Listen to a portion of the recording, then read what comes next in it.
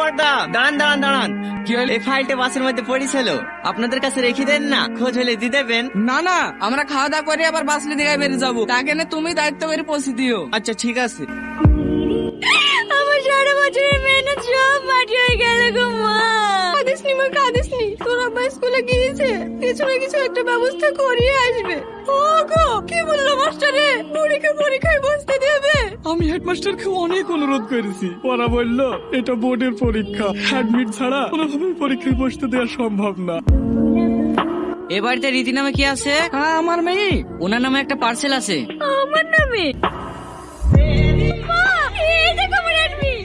আমার অ্যাডমিটটা হারিয়ে গেছিল। অ্যাডমিটটা না পেলে তো আজকে পরীক্ষাতেই বসতে পারতুম না। আপনি যে আমার কি উপকার করলেন, আপনাকে অনেক অনেক ধন্যবাদ। আমাকে ধন্যবাদ জানি কি হবে, বই ডকুমেন্টস গুলো পেয়ে যে দায়িত্ব করে তোমাকে পাঠিয়ে দিয়েছে, পাইলে ধন্যবাদটা তাকেই দিও।